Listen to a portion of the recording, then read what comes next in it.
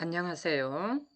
오늘은 아주 보통의 행복 함께 감상하시겠습니다. 스테디셀러 프레임 굿 라이프를 잇는 서울대 최인철 교수의 신작 아주 보통의 행복은 포스트 코로나 시대의 행복론을 담은 책입니다. 코로나19로 인한 사회 변화는 우리 내면의 변화로도 이어졌습니다.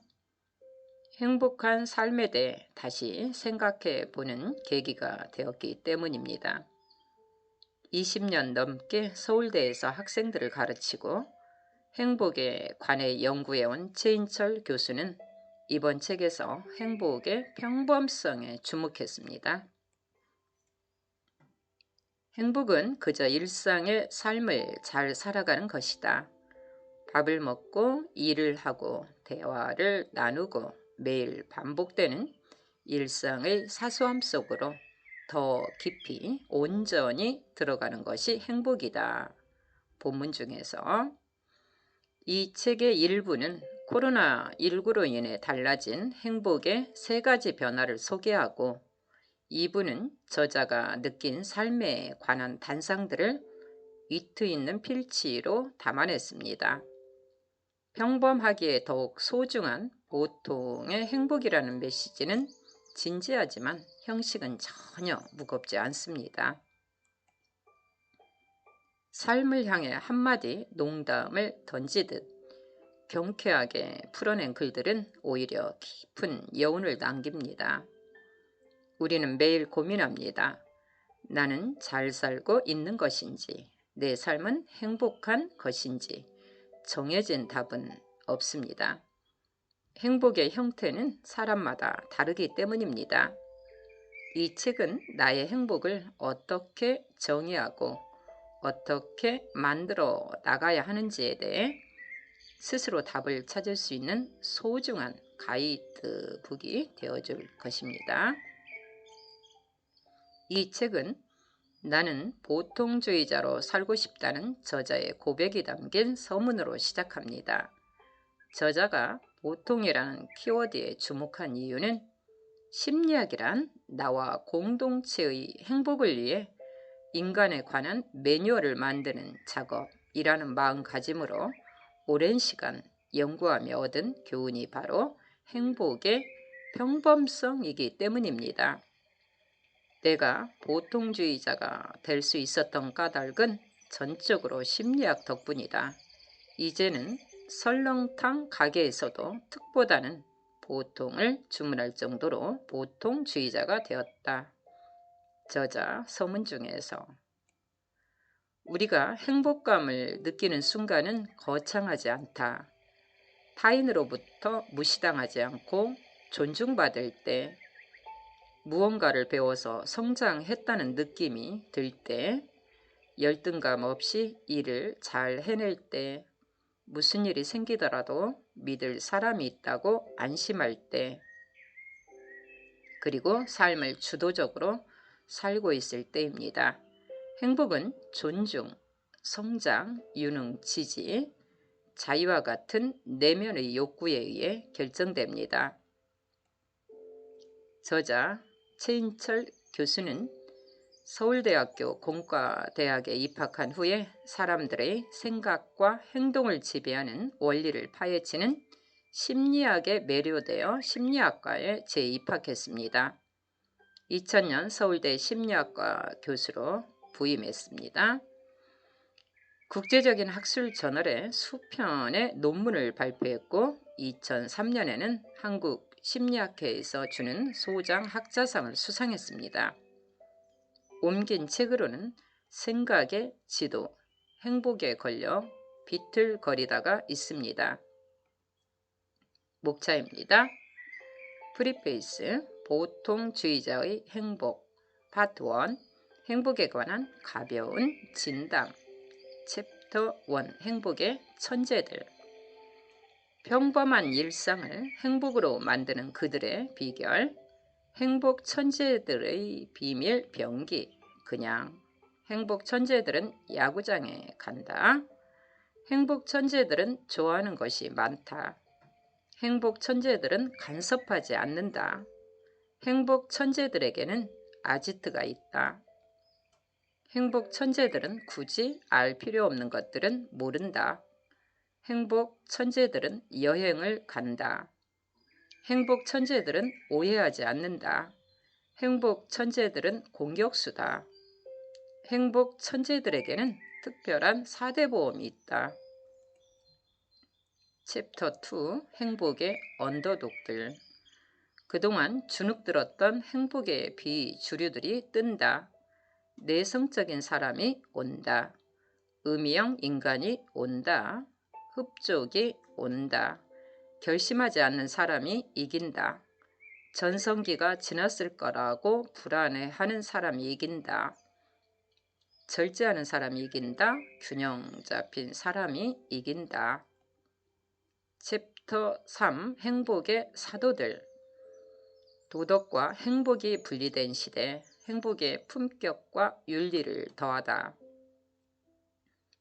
당신도 누군가에게는 또라이이다. 이기적인 사람도 때론 이타적이고 싶다. 지지 않는 사람이 싫다. 지옥 위에 천국을 세우는 공동체가 필요하다. 타인의 정신 세계도 깊다.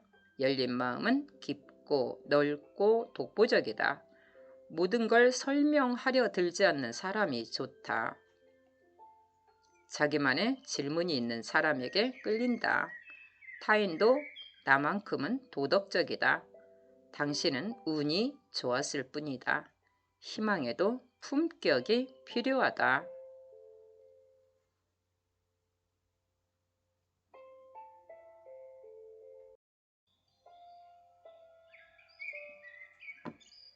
파트 2 행복에 관한 진지한 농담. 챕터 1 행복에는 특별한 것이 없다. 행복에는 특별한 것이 없다. 농담. 부자가 위험한 이유. 행복 천재는 잠꾸러기. 사실과 신념은 무승부. 행복 천재들의 단어 탑보다 덕. 인생의 시크릿. 마음의 가난. 넘어질 때마다. 죽은 자의 선물. overweight, overthinking and overstop. 영감을 받았습니까? 고통에 임하는 자세. 나에서 우리로 변하는 결정적 순간. 희망의 끈. 나이듦 만병통치약. 사랑과 행복의 차이점은? 챕터 2 삶을 감탄사로 채우고 싶다면. 삶을 감탄사로 채우고 싶다면 상사의 짧은 답. 흔치 않은 일. 치킨 채식주의자의 행복. 조금 아쉬울 때 멈추기. 밥만 잘 먹더라. 당신은 큰일 났다. 봄날의 벚꽃처럼 가끔은 시간을 어겨도 된다. 기준을 높여주는 존재. 생각의 속도 위반. 자유자재형 인간. 의미의 성공. 농담은 관계의 척도. 반전의 행복. 삶의 밑줄치기. 삶을 마치기 전 마지막 침대에서.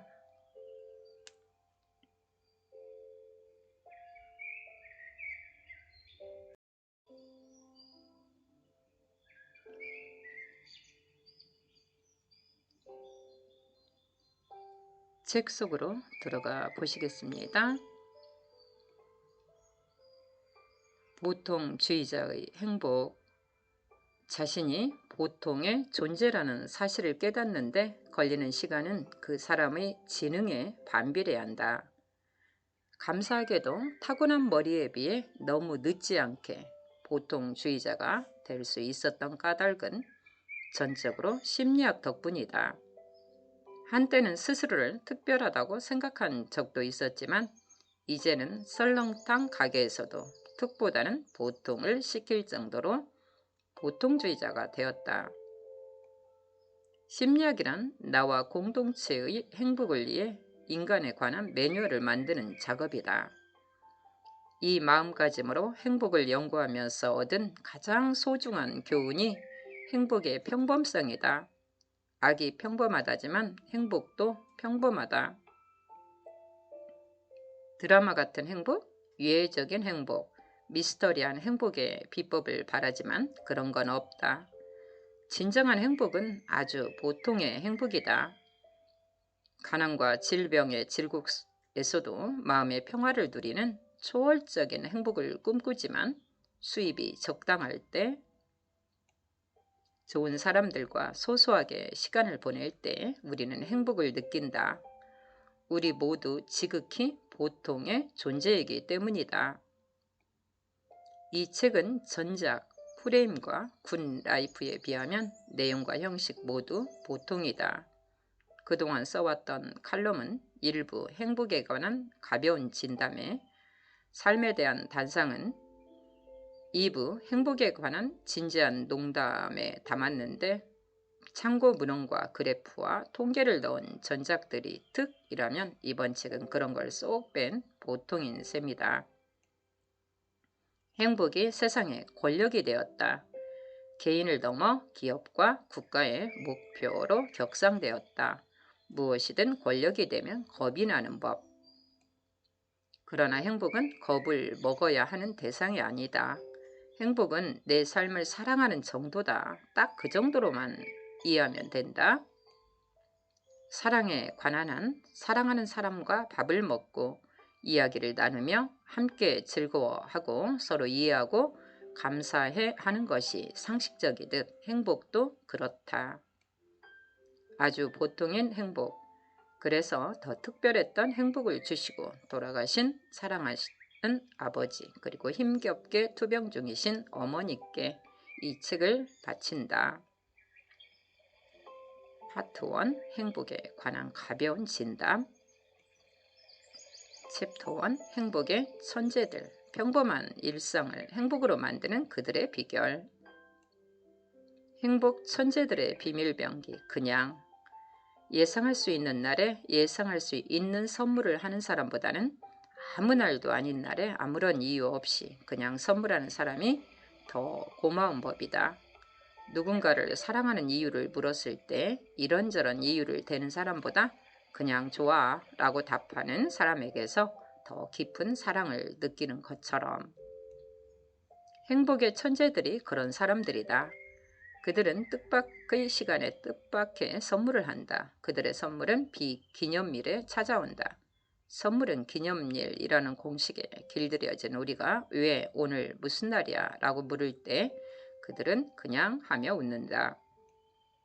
우리가 달력을 볼 때 행복의 천재들은 자기 마음을 본다. 그리하여 우리가 몇 안 되는 기념일을 챙기느라 많은 날들을 그냥 흘려보낼 때 그들은 자기 마음속 감사의 감정들을 그냥 흘려보내지 않는다. 우리가 소수의 기념일을 핑계삼아 다수의 비기념일을 평범하게 만들 때 그들은 모든 날들을 비범하게 만든다. 한마디로 행복 천재들은 기념일 프레임에 얽매이지 않는다 하여 그들은 아무 때나 그냥 선물한다. 우리의 선물이 예상한 딱 그 수준에서 이루어진다면 행복 천재들의 선물은 예상을 넘어선다. 밸런타인데이의 초콜릿이 우리의 선물이라면 그들은 어느 날 문득 여러 장의 손편지를 보내온다. 우리의 신년 인사가 받는 사람의 이름만 자필로 써놓은 연하장이라면 그들은 직접 전화를 걸어 새해 덕담을 건넨다. 우리가 회사 로고가 들어간 기념품을 선물할 때 그들은 받는 사람의 이름을 새겨넣은 선물을 전한다. 우리의 선물이 우리 자신을 영웅으로 만든다면 그들의 선물은 받는 사람을 영웅으로 만든다. 그냥 하는 선물이라지만 즉흥적이거나 충동적이지 않다. 오히려 그들의 선물에서는 오랜 시간 숙성된 와인의 향기가 난다. 그들의 선물은 철저하게 준비된 우연이다. 그들은 상대방의 취향을 흘려보내지 않고 상대방의 가족 이름을 흘려듣지 않으며 무엇보다 상대방을 잊지 않는다. 그래서 그들의 선물은 오래된 즉흥이며 계획된 우연이다.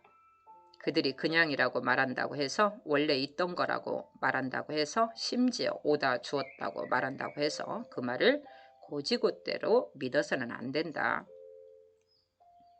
그냥 선물하는 행위는 우연을 선물하는 행위다. 인간은 우연히 일어나는 좋은 일에서 행복을 느낀다. 행복이라는 단어의 한자 풀이가 우연히 일어나는 좋은 일이라는 점도 우연이 아니다. 행복의 수준은 관계의 수준을 벗어날 수 없고 관계의 수준은 그냥의 수준을 벗어날 수 없다. 아무런 용건 없이도 그냥 연락하는 친구들이 있다면 당신은 외롭지 않다.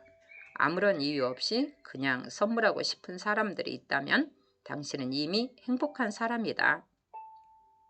그냥은 행복 천재들이 사용하는 삶의 비밀 병기다. 그들이 어떤 체계적인 연구를 통해 그냥의 힘을 깨달았으리 만무하다. 행복 천재들은 자신의 삶이 수많은 요인들로 복잡하게 얽혀 있음을 많은 사람들의 지지와 격려로 때로는 그들과의 갈등으로 오히려 더 충실해지고 있음을 그냥 알게 되었으리라. 그래서 그냥 선물하고 싶은 것임이 분명하다. 그냥 선물하는 행복 천재들이 우리를 행복하게 하는 진짜 이유는 그들의 존재 자체가 선물이기 때문이다. 그들은 늘 최선을 다해 우리를 대한다. 그들은 늘 최상의 모습으로 우리를 대한다. 그들은 늘 진실한 모습으로 우리를 대한다. 그들과 있으면 마치 1등석에 탄 것처럼 최상의 대접을 받고 있다는 느낌이 든다. 기업과 학교 그리고 국가가 앞다투어 구성원의 행복을 위해 최선을 다하겠다고 선언한다. 고무적인 일이다. 그렇다면 행복 천재들을 본받기를 권한다. 수시로 그냥 선물하라. 그들의 취향과 필요를 무심히 흘려보내지 말고 오랫동안 궁리에서 준비된 우연을 선물하라. 자신을 영웅으로 만드는 선물보다 구성원을 영웅으로 만드는 선물을 하라. 그리고 이유를 묻거든 그냥이라고 답하라. 무엇보다 구성원을 최고의 모습으로, 최상의 모습으로, 진실한 모습으로 대하라. 고객을 향한 최고의 존중과 최상의 서비스를 외치면서 정작 자기 구성원을 위협하고 무시하고 무례하게 대한다면 조직의 행복선언은 차라리 없었으면 좋을 흉물스러운 동상이 되고 말 것이다. 행복 천재들에게서 배우는 행복한 개론의 최고의 가르침, 그냥 선물하라. 우리는 지능이 뛰어난 천재들만 길러낼 것이 아니라 좋아하는 것에 천재들을 길러내야 한다. 좋아하는 것과 싫어하는 것에 대한 선호는 선천적이기도 하지만 다분히 후천적이다. 좋아하는 것이 많은 사람과 어울리면 좋아하는 것들이 많아진다. 좋아하는 것이 무엇인지를 묻는 것이 일상화된 사회에서 살면 좋아지는 것들이 명확해진다. 우리가 서로에게 던져야 할 질문은 자식의 학벌이나 통장의 잔고가 아니라 좋아하는 것의 잔고다. 행복 천재들은 좋아하는 것이 많다. 32쪽.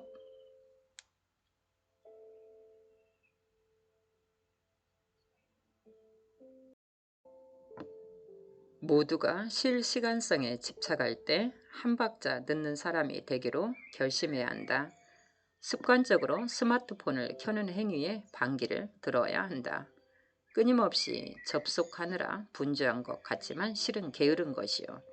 적극적으로 세상을 탐색하는 것 같지만 실은 단 한 발짝도 세상을 향해 나아가지 않는 나태다.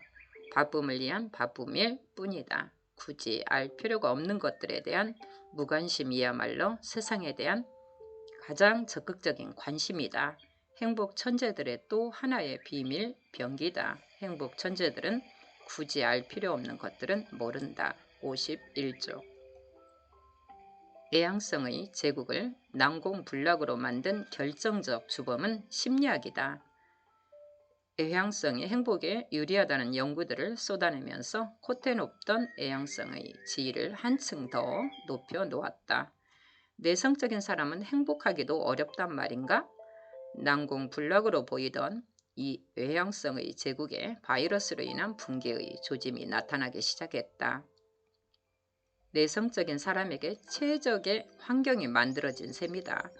그들의 전매 특허인 사회적 거리 두기가 새로운 게임의 규칙으로 등장하면서 사회적 거리 좁히기라는 외향성의 규칙이 뒷전으로 밀려났다. 내성적인 사람이 온다. 80쪽. 음영 인간이 기죽을 필요는 전혀 없다. 특별하게 즐겁지는 않아도 자기에게 주어진 소명을 묵묵히 실천하고 있는 사람들, 내세울 만한 소확행은 없지만 일상을 그럭저럭 잘 견뎌내고 있는 사람들, 불공정과 부조리에 맞서 투쟁하고 있는 사람들, 종교적 신념을 지키기 위해 고난받고 있는 사람들, 이런 음영 인간에게도 제명 인간 못지않은 저력이 있다. 음영 인간이 온다. 85쪽. 행복이라는 이름을 여기저기 휘둘러대어 사람들을 기죽이지 않는 사람, 행복하지 않으면 루저가 될 거라는 공포를 조장하지 않는 사람, 요란한 행복 캠페인은 체질에 맞지 않아 늘 한 발 물러서 있는 사람, 그저 순간순간에 흡족해 하는 사람, 그런 사람이 옳다.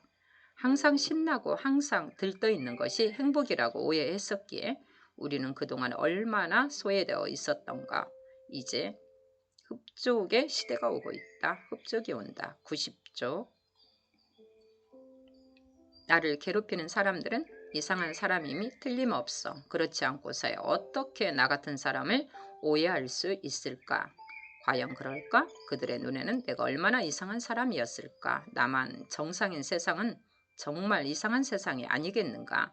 나도 누군가에게는 또라이가 아니겠는가? 주변 사람들이 다 이상해 보이기 시작한다면 자기 자신도 타인의 눈에는 이상하게 보인다는 점을 깨달아야 한다. 추가로 자신에게 정신적 노안이 왔음을 인정해야 한다. 사람을 보는 눈이 흐려진 것이다. 세상은 여전히 좋은 사람, 더 좋은 사람, 그리고 정말 더 좋은 사람들로 넘쳐난다. 당신도 누군가에게는 또라이이다. 126쪽.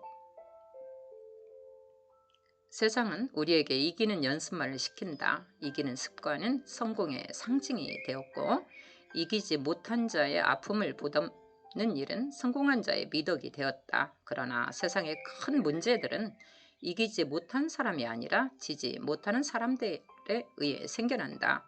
질 줄도 모르고 져본 적도 없는 자들의 감정 싸움 때문에 원만히 해결될 문제가 악화되는 일이 얼마나 많은가. 권력자와 엘리트들의 일탈은 지지 못하는 그들의 고질병 때문이 아니던가. 지지 않는 사람이 싫다. 139쪽.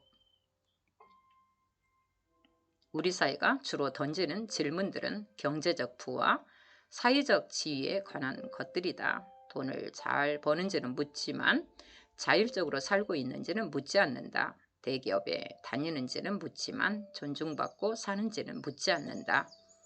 아파트 평수는 묻지만 외롭지 않은지는 묻지 않는다. 내면에 대한 질문이 실종된 사회다. 자기만의 질문을 가져야 한다. 나라는 존재의 본질을 드러내주는 시그니처 질문을 만들어내야 한다. 개인이건 사회건 그것의 품격은 그가 던지는 질문의 품격을 넘어서지 못하기 때문이다. 자기만의 질문이 있는 사람에게 끌린다. 169쪽. 상사의 문자는 늘 짧다. 아랫사람이 전후 사정을 자세히 설명하는 장문을 보내면 상사는 그저 오케이 라고 보내온다. 권력은 답장의 길이와 반비례하는 법. 상사들은 문장 하나를 완성할 수 없을 정도로 바쁜 사람들일까? 늘상 와 느만 보내는 아들 녀석의 문자를 생각하니 바쁘다는 건 답이 아닌 듯하다. 알면서도 고치지 못하는 지독한 권력병임에 분명하다. 길게 답장을 보내는 사람이 되고 싶다. 그런 상사와 일하는 사람들은 복받은 것지도. 상사의 짧은 답 229쪽.